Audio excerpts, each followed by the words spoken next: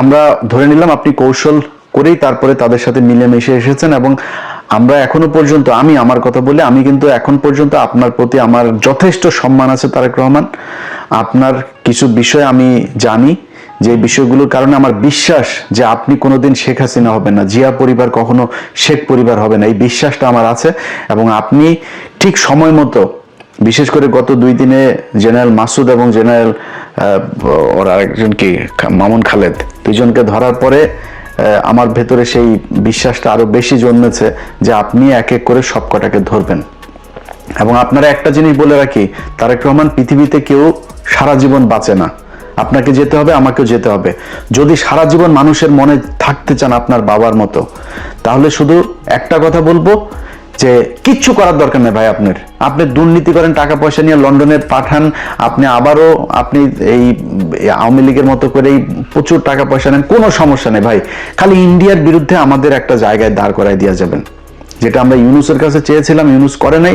আপনার কাছে আমাদের প্রত্যাশা থাকবে এই কাজটা খালি করে দেন। আপনার যে কোনো বিপদে, এই দেশের যে কোনো বিপদে বাংলাদেশের 18 কোটি মানুষ এক হয়ে আপনার পাশে দাঁড়াবে। ভারতে আসতে দেন, দেখি ওরা আমাদেরকে কি করে নিয়ে যায়। খালি আমাদের কিচ্ছু লাগবে না ভাই, আমাদের খালি এই আপনার এই আকাশ নিরাপত্তা ব্যবস্থাটা আমাদের করেন, যাতে আমরা আমাদের ইন্টারসেপশনের এই কাজগুলো যাতে আমরা খুব ভালোভাবে করতে পারি। ওদের আকাশ দিয়ে যদি ওরা আমাদের কিছু করতে না পারে, ওরা মাটিতে নামে আমাদের কিছু করতে পারবে না। সারা জীবন যুদ্ধ করলেও ইন্ডিয়ানরা আমাদের সাথে যুদ্ধ করে পারবে না, এই সাহস ওদের নাই। আর সেই সাথে আমাদের যা লাগে, অস্ত্র লাগে, যা লাগে, সেটা ভাই আপনাদের মানে এই আল্লাহকে সাক্ষী রেখে বললাম, যদি পাকিস্তান সবার আগে আপনার পাশে না দাঁড়ায় এসা, আমি যদি জীবিত থাকি সেদিন আমার জুতার গলা নিয়ে আপনাদের সামনে আয়সা হাজির হব। অতএব এরা যেই হুমকি ধমকি যা দিচ্ছে, আপনি এটাতে বিচলিত না হয়ে আপনার ওদের সাথে আপনাকে চোখে চোখ রেখে একটা পর্যায়ে গিয়ে কথা বলতে হবে। আপনার যতটুকু কৌশল অবলম্বন করা দরকার আপনি করেন, কোনো সমস্যা নাই। আপনাদের সামনে ভিডিওতে আজকে আমি কথা দিলাম যে বাংলাদেশ যদি ভারতের সাথে যুদ্ধ হয় এবং এই বর্তমান সরকার যদি বাংলাদেশের মানুষের পক্ষে থাকে, আমি যদি নাকি ওই দিন ফ্লাই করে বাংলাদেশে না যাই, তাহলে আমার সারা জীবন আপনি যা মনে চায়, ভীতু, কাপুরুষ, খারাপ, বজ্জাত, মানে বেঈমান, মুনাফেক, যা মনে চায় বললেন, সেদিন যদি আমি দেশে না যাই। কিন্তু ওই সরকারকে, আমার দেশের ওই সময়ের সরকারকে ইন্ডিয়ার বিরুদ্ধে যুদ্ধে অংশ নিতে হবে। অতএব আপনার যেই এই ভারত যে হুমকি আপনাকে দিয়েছে, এইটাতে আপনি তোয়াক্কা না করে আপনি বাংলাদেশের মানুষের যে চাওয়া পাওয়া, বাংলাদেশের মানুষ, প্রতিটা মানুষ এক একজন সোলজার, যদি প্রয়োজন হয় আমাদেরকে প্রশিক্ষণ দেন, যা প্রয়োজন, যত টাকার, আমরা না খেয়ে বাংলাদেশের মানুষ ঘরের থালা বাটি বিক্রি করে আপনাকে টাকা দিবে, কত টাকা, কত ডলার লাগবে, কি অস্ত্র কিনতে হবে, আপনি সেগুলো কিনে এই দেশের মানুষের নিরাপত্তার ব্যবস্থা করেন। বিশেষ করে এই আপনার ইন্টারসেপ্টরের যে এইটাকে আপনাদের করতে হবে, কারণ তাদের যেহেতু যুদ্ধ বিমান, তাদের মিসাইল আছে, তাদের ড্রোন আছে, সো এই জিনিসগুলোর জন্য কি করা দরকার, সেটা যার সাথে চুক্তি করতে হয়, পাকিস্তানের সাথে করতে হোক, চীনের সাথে করতে হোক, তুরস্কের সাথে করতে হোক, আমেরিকার সাথে করতে হোক, রাশিয়ার সাথে করতে হোক, যার সাথে মনে চায় করেন, করে আমাদের এই নিরাপত্তার ব্যবস্থা করেন। মাটিতে নেমে যখন ওরা যুদ্ধে নামতে আসবে, ওইটার সাথে বাংলাদেশের মানুষ ফাইট করবে, সেটার জন্য আমাদের প্রশিক্ষণ দেন, যা প্রয়োজন সেটা করেন। এই দেশের মানুষ জীবন দেওয়ার জন্য প্রস্তুত। আমরা অন্তত গত 15 বছরে এরকম একটা প্রজন্ম তৈরি করেছে, যে প্রজন্মটা এই দেশে ভারতের বিরুদ্ধে যুদ্ধ করে শহীদ হওয়ার জন্য মুখিয়ে আছে। কে বিএনপি করে, কে জামাত করে, কে কোন দল করে, চরমনাই করে না কি করে, ইন্ডিয়ার প্রশ্নে সবাই এক। অতএব আপনি সেটা করেন। আমাদের কিছু কিছু মানুষজন আছে যারা এখনো পর্যন্ত পাকিস্তানের সাথে আমাদেরকে একটা দ্বন্দ্ব বাধায় রাখার জন্য একটাই করে, ভাই 26শে মার্চ আমরা স্বাধীনতা দিবস, ওকে 16ই ডিসেম্বর ইন্ডিয়া তাদের কাছ থেকে লিখে নিয়ে গিয়েছে, আমাদের কারো আসতে দেন, ওকে, তারপরে ভাই আলাদা হয়ে গিয়েছে, দ্যাটস এনাফ, এটা ওভার। এখন আমরা দিনগুলো পালন করব, ঠিক আছে, গুতাগুতির দরকার নাই তো। পাকিস্তানের গুতায় কি পাকিস্তানের কাছ থেকে আপনি টাকা নিতে পারবেন? পাকিস্তান আপনার এখানে না আসলে পাকিস্তানের কি হবে? পাকিস্তানের ল্যান্ডের অভাব আছে? আমার মেয়ে 1,44,000 বর্গ কিলোমিটার, ওর 6,80,000 না কত হাজার বর্গ, আমার চাইতে এরকম 5টা রাষ্ট্রের মতো ওর একটা দেশ, মানুষ আমাদের চেয়েও কম। তো ওদের আমাদের জায়গা দরকার আছে নাকি? আমার এখানে আছে কি? আছে কিছু বাংলাদেশে। এখন ওরা আমাদেরকে, এই কিছু মানুষজন আছে যেগুলো এই দ্বন্দ্ব বাধায় রাখার জন্য ইচ্ছাকৃতভাবে, দেখেন সবশেষ খেলাটার কথা বলে আপনাদের শেষ করি। সবশেষ খেলার ক্রিকেট খেলাটায় বাংলাদেশ 3টা ম্যাচ খেললো। 3টা ম্যাচের মধ্যে প্রথম ম্যাচে আপনার মেহেদী হাসান মিরাজ সালমান আগা তাকে আউট করলো। দেখেন এই পাকিস্তান মাত্র কয়দিন আগে ভারতের সাথে যখন বাংলাদেশ খেলতে যাবে না ভারতে, একমাত্র পাকিস্তান এসে আমাদের পাশে দাঁড়াইলো, আর কেউ দাঁড়ায় নাই। অনেকে বলে হ্যাঁ পাকিস্তান তো পরে খেললোই, পাকিস্তান বলে লাভ হইলো কি, শুধু ফাঁকা আওয়াজ দিল। আরে বেটা, ফাঁকা আওয়াজ তোর কোনো বাপ দিয়েছে? পাকিস্তান দিয়েছে। ওইটা দেওয়াতে লাভ হয়েছে না লোকসান হয়েছে সেটা বিসিবির এই যায় জিজ্ঞেস কর, তারপরে জানতে পারবি। পাকিস্তান তো দাঁড়াইছে ভাই, আমার পক্ষে কথা তো বলছে তারা। এর পরপর তারা সিরিজ খেলতে আসলো আমাদের এখানে। তো তারা তো বন্ধুর মন নিয়ে আসছে ভাই। বাংলাদেশের একটা মানুষ যদি ওইখানে পাকিস্তানে যায় না, দেখেন পাকিস্তানের মানুষ ওরে মনে হয় হারানো ভাই খুঁজে পাইছে। খাবারের বিল নেয় না, গাড়ির ভাড়া নেয় না, জোর করে বাড়িতে ঢুকায় নিয়ে যায়, নাস্তা খাওয়ায়, থাকতে জায়গা দেয়, এরকম অবস্থা। সেই দেশের একটা মানুষ, সে ব্যাটসম্যান যখন সালমান আগাও ব্যাটটা নিয়ে দৌড় দিয়েছিল বল আনার জন্য, বাট পরে রান নেয় নাই। সে ক্রিজের ঠিক পাশে, এরকম না যে সে ক্রিজের মাঝখান থেকে বলটা ধরেছে, ক্রিজের পাশে ব্যাটটা ফেললেই সে ক্রিজের ভেতরে, সে ব্যাট না ফেলা সে ওই বলটারে আটকাইছে, বলটা উঠায় সে মিরাজের হাতে দিতে গিয়েছে। ও মা, সে বলটা করলো কি স্টাম্পে মাইরা, মিরাজ এসে তাড়াতাড়ি করে চোরের মতো, একটা চোরের বাচ্চা, ফকিন্নির বাচ্চা এসে বলটা ভেঙে দিল। এরপরে আবার লাস্টের ম্যাচে আপনার করলো, এই যে ওর নাম কি, নাহিদ রানা, ওর মুখের অঙ্গভঙ্গি দেখে আমার মনে হয়েছে যে একটা গালি দিয়েছে, একটা বাজে গালি দিয়েছে। আমি ওর মুখের যে মুভমেন্টটা দেখেছি ওটাতে আমার মনে হচ্ছে একটা বাজে গালিটা দিলাম না এখানে, তো এই গালিটা সে দিয়েছে। বিশাল, আরে বাবারে বাবা, বিরাট আকারে উত্তেজনা, মনে হয় ভারত পাকিস্তান খেলা হচ্ছে। আরে বেটা, তোর তো বোঝা উচিত, এই যে এখন গেছিস পিএসএল খেলতে, তোর বাপরাই তো নিল, তোর বাপের দেশেই তো গেলি। পিএসএল এ তোর বাপেরা তোদের দেশ থেকে, বাংলাদেশ থেকে 6টা প্লেয়ার নিয়েছে।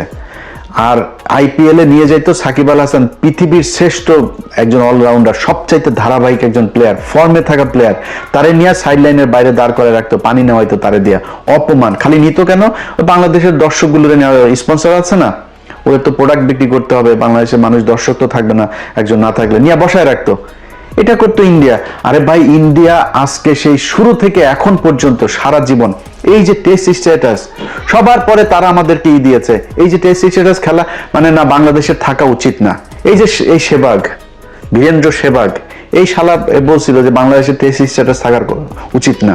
এরা ইন্ডিয়া খালি খেলা না, বাংলাদেশের প্রতিটা জায়গায়, প্রতিটা সেক্টরে তারা সারা জীবন, এই যে কয়দিন আগে আপনার এই যে বাংলাদেশ থেকে আপনি দেখছেন না যে বাংলাদেশের মানুষজনরা এখন আর আসতে দিবে না, কারণ বাংলাদেশের মানুষ এখানে ওই আপনার এখানকার সরকারি যে সুবিধাগুলো আছে, এই সুবিধাগুলো বেশি উপভোগে। যেমন ধরেন কারো মা অসুস্থ, বাবা অসুস্থ, তার ট্রিটমেন্টের জন্য এখানে আপনি ঘরে রাখলেও আপনার কিছু টাকা দেয়, আপনার অনেক এরকম বাচ্চাদের জন্য চাইল্ড সাপোর্ট দেয়, অনেক ধরনের এই প্রণোদনা আছে, এগুলো দেয়।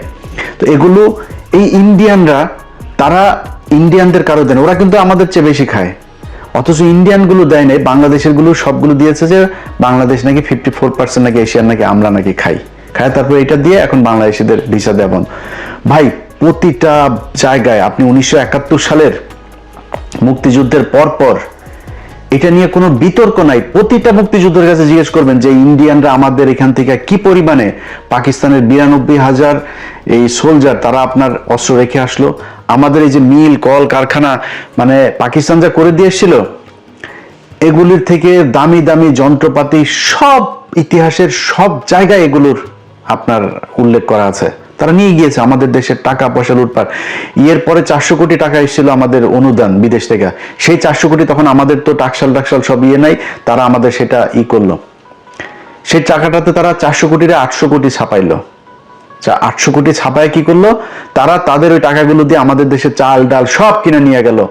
পর্যাপ্ত ছিল আপনার বিভিন্ন দেশ থেকে আসা আপনার সাহায্য সহযোগিতা ছিল, এগুলো সব নিয়ে যায় তারা আমাদের দেশে ইনফ্লেশন করে দিল, মানুষ না খেয়ে 74-এ মারা গেল। আর ভাই মানুষ মারা গেলে মারা যাবে 72-এ 73-এ, 74-এ গিয়ে মূল্য কেন?